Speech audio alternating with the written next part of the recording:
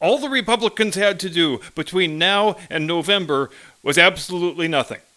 Joe Biden is the worst president in recorded history. He has the worst cabinet in recorded history. He is intensely unpopular, and his numbers drop yet again each time he opens his mouth and mumbles a bunch of incoherent nonsense. So it should have been just about as simple for the Republicans as political calculus can get. Between now and the midterm, there is nothing we can do legislatively that will improve our chances. Therefore, nothing is exactly what we ought to do. Every trend line and every prognostication says this election is going to be a bloodbath for the other side. It's likely to be so bad even that a veto-proof majority in the House could be in the offing for our side, provided we don't do some unconscionably stupid thing that screws it all up. The Democrats are committing political mass suicide right now, not just by wrecking the economy and throwing the border open, but also with their doggedly enthusiastic embrace of an insane far leftist social agenda that next to nobody in the country actually agrees with or wishes to see enacted. So there you go, Republicans.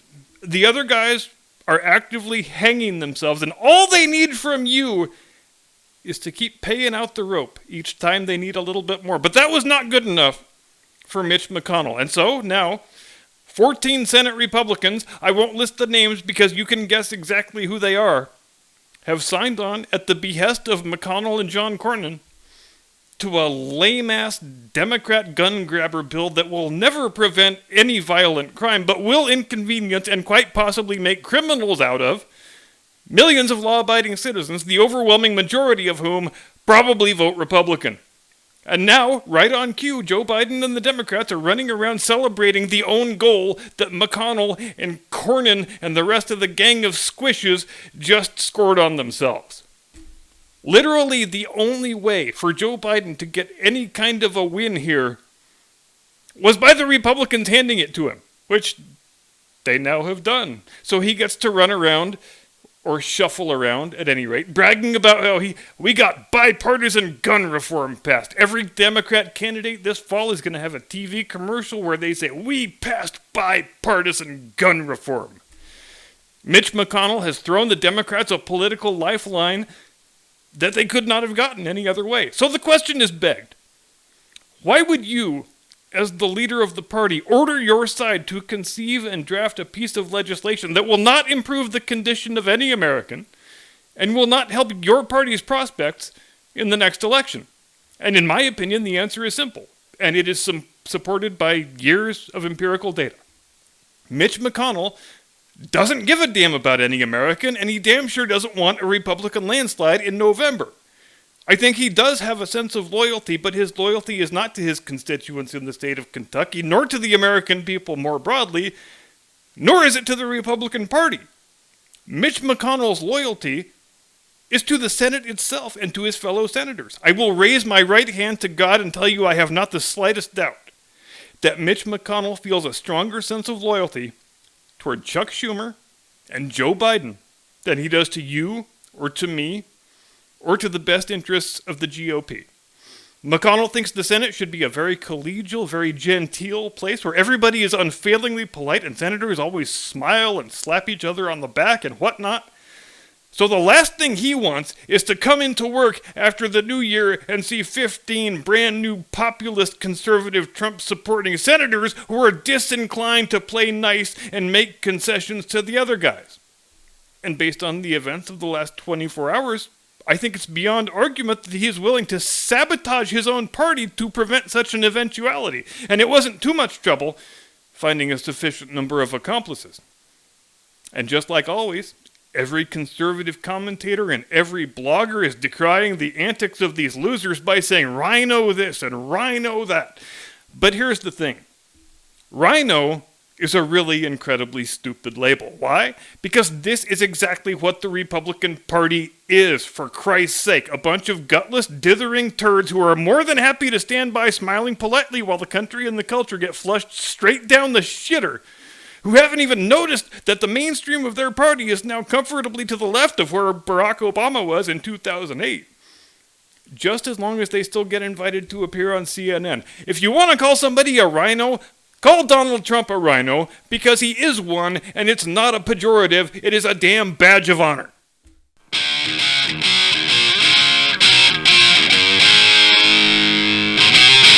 From high atop the battlements of Castle Curmudgeon, where you can find our diversity and inclusion department directly through the fourth-story window. Good evening, Mr. and Mrs. America, and all ships at sea. Welcome to the program. I am your eponymous host and humble servant. And if I didn't put a bold enough point on it in the open, let me reiterate, with no undue mincing of words. If American conservatives continue to hitch their wagon to the ossified corpse of the GOP elephant, there is nothing down that road but disappointment and broken promises and a world where your grandkids are transgender pansexual Disney employees. Here, little Timmy, take this Mickey Mouse doll and show me where the bad man touched you. But doctor, Mickey Mouse was the one who touched me. And then he made me do a pole dance while Goofy and Donald Duck shoved dollar bills into my thong. And yes, the first question I'm always asked when I tell conservatives they need to move on from the Republican brand and find themselves a party that doesn't actively detest them and their principles is that somebody will say, but we don't have anything better. It's the lesser of two evils. What alternative do you propose? And look, those are perfectly fair and correct points. But you know what else is true?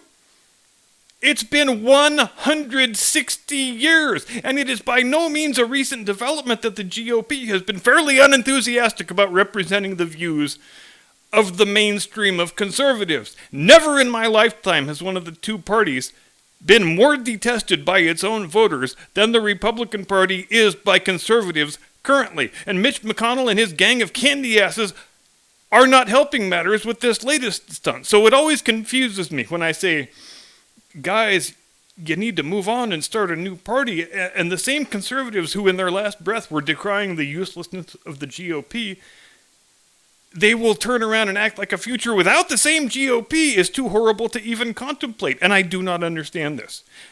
Because think about it. I'm going to drop a scenario on you. Suppose, let's say 4 years ago, Trump announces in 2018, he says, I'm running for re-election in 2020, but I am running as an unaffiliated write-in candidate. I've had enough of the Republican Party. They've given me no help whatsoever. They need me a hell of a lot more than I need them, so I'm done. So go ahead and try to keep me off the ballot, because you can't, assholes. If that step had been taken at that time, the Republican Party in all likelihood would already be defunct. Because you know what else would have happened? All the populist conservatives in the House and the Senate would have said, you know what? President Trump is right. We do need to move on from the Republican Party. So I, too, will be seeking re-election as an unaffiliated write-in candidate. And from all the people who jump off the GOP bandwagon and climb aboard the write-in train, right there you have the perfect nexus and starting point for a new and better conservative party. Obviously, you would have a couple of rough election cycles as the Mitch McConnell, Willard Romney crowd tries to keep that comatose elephant on life support, but so the conservative vote would be split to some extent. But as a practical matter, the reality would be the same as what the reality has been anyway, which is Democrat control of both houses of Congress. And yes, if you're wondering, I absolutely do think Trump should run in 2024 as an unaffiliated write-in candidate, because I think he would win. And there is no better check against industrialized vote fraud than going down to your polling place, physically writing the name of your candidate, and submitting the completed ballot by your own hand. Why do I think he would win? Because you tell me who wins in that three-way race. Joe Biden is not going to be the Democrat nominee, nor will Kamala Harris be the Democrat nominee, so the most viable option they have, still, amazingly, is freaking Hillary Clinton, who may even be the incumbent president by that point anyway, should one of my other crackpot theories wind up being true, but that's for a different video. But the American people have made it clear in no uncertain terms that they really, really intensely do not want Mrs. Clinton to be their president. So she'll have to gain the office in a palace coup if she winds up gaining it, and when she tries to run for election in her own right, she'll get the votes of the hardcore Democrats, but swing voters, they will recoil in disgust at the prospect of voting for her, as well they should, for she is a uniquely disgusting individual. The Republicans, with Trump gone from the party and running as a renegade, unaffiliated candidate, Yeah, that's going to be a real murderer's row of political heavyweights vying for that nomination.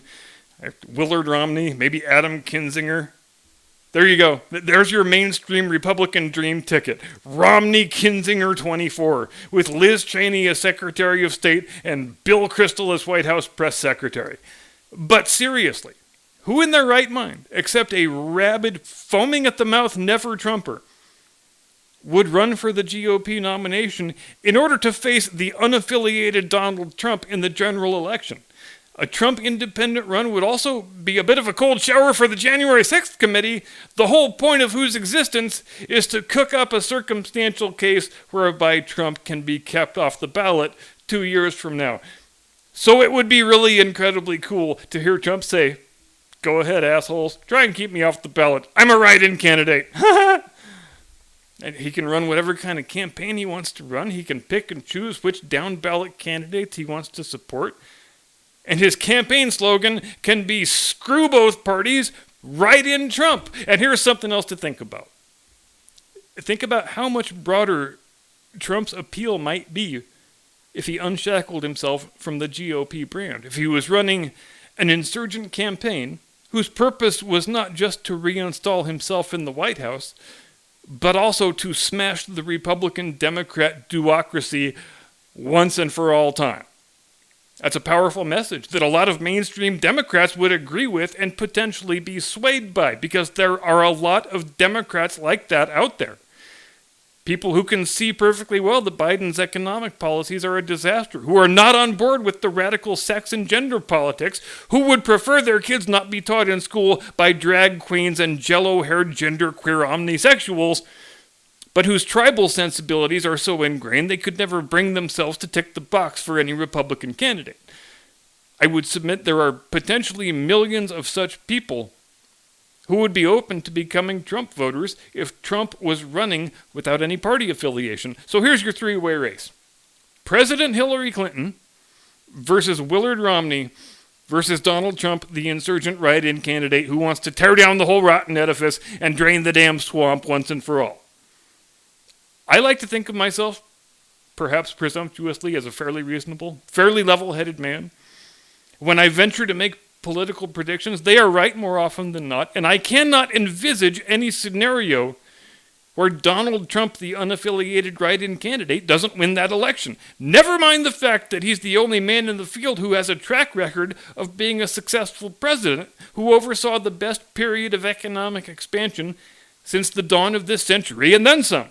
I even think Mitch McConnell, in his heart of hearts, he knows it's coming down to the end for people like him, the ones who just want to be friends with their colleagues on the other side of the aisle, for whom being able to sit on the back porch drinking a mint julep with your Democrat adversary will always be more important than doing right by your constituents or improving the condition of the country's people. When you legislate as a reaction to some singular event, especially a traumatic event, because you are seized by the spirit of Aldous Snow and he's telling you, "We've got to do something," you never, ever wind up with good public policy. And with this latest bill, done in reaction to the shooting in Uvalde, Texas, it would have been difficult as it was, given our initial understanding of what took place, to argue that this stupid piece of legislation might have done anything to forestall the event. But now we have a much more complete picture of what happened, which is that a bunch of heavily armed cops stood around in a hallway for nearly an hour and a half while the gunman was calmly executing teachers and students, rather than opening the unlocked classroom door and quickly liquidating the assailant. In light of that understanding, Mitch McConnell's dumb little Senate bill looks even more ridiculous, because I am hard-pressed to think of any way in which this legislation will magically cause cops to not be gutless yellow pussies who opt to save their own asses while children are actively being murdered in the next room. But doesn't that bring up another pertinent question about the state of American law enforcement? For the final two-thirds of 2020 and well into 2021, what were the most fashionable catchphrases on the left? All cops are bastards, fuck 12, defund the police. You remember, because how could you forget? And some of the people screaming those slogans were Democrat members of Congress. and the Democrat leaders of many of our big cities. And it didn't take long for large numbers of cops to start saying, you know what? If the people who sign my paycheck think I am the lowest form of life in the universe, I don't need this. I will find a different profession. So here's my 2-week notice, and I will not be letting the door hit me in the ass on my way out. So take that and combine it with massive budget cuts, because the Democrats decided the best way to reduce crime is by taking cops off the streets, and combine that with the cops who remain having to work within a climate where any slightly wrong thing they do or say might result in CNN proclaiming them a white supremacist and a national pariah. And so then is it any big mystery how we might wind up with cops who are paralyzed with fear and inaction, who fail to do things when they should do things? And let me be clear, without sounding like Obama, I am not saying there is a direct causal relationship between the anti-law enforcement social environment and the failure of these particular cops in Uvalde to act when they should have acted, because ultimately, that is 100% on each of those individuals, and they will have to find a way to live with it. Needless to say, I do not envy them that task. Another byproduct of an anti-cop social climate is that when a climate like that exists, you no longer are attracting the best possible recruits for careers as police officers and sheriff's deputies. In fact, I don't think there is any big city in the country right now, even after the budget cuts and the massive downsizing of police rosters, where they don't currently have a hiring crisis because nobody wants to sign up for the police academy. And you start getting into a pretty dangerous situation there, don't you? Because as a society, we want people going into careers in law enforcement who are called to such careers. We don't ever want to be in a situation where we have to offer bonuses and enticements to get people to sign up to go to the police academy. Why?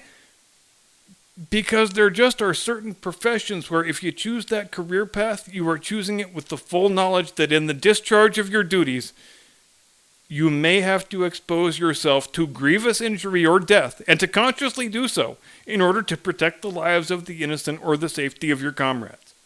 And if you're unable to make that bargain with yourself, then you need to not be a cop or a soldier or a firefighter, among other things. And there's no shame in that. The world will always need people to work in a cubicle farm down at the widget factory. There are plenty of career paths available to you where the average workday will never involve the prospect of a horrible, violent, agonizing death. But just the same, the world also needs people who are willing to accept the other side of that equation, to potentially lay down their lives on a moment's notice because your duty demands it.